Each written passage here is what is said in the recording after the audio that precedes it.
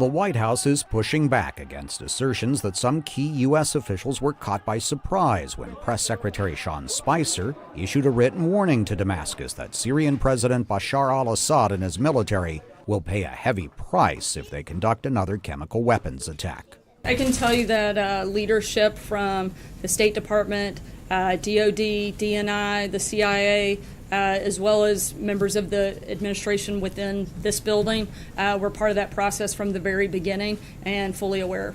U.S. Ambassador to the United Nations Nikki Haley told a House committee Tuesday that the White House message also is meant to put Syria's allies, Russia and Iran, on notice about their continued support for the Syrian president. I think Assad is beyond brutal. I think he is he's barbaric in many ways.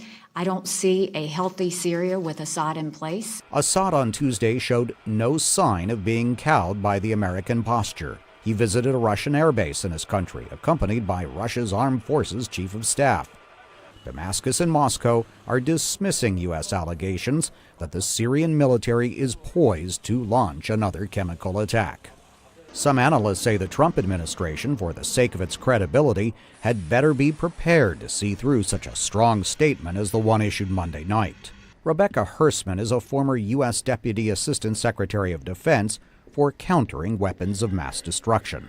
It doesn't leave a lot of latitude for the president in terms of his ability to respond depending upon what happens and what scale of event or attack may or may not occur. President Trump has already demonstrated his willingness to order military strikes against Syria, as he did in April following a Syrian chemical weapons attack. And there are few here at the White House who doubt that the president would be willing to issue such an order again if necessary. Steve Herman, VOA News, at the White House.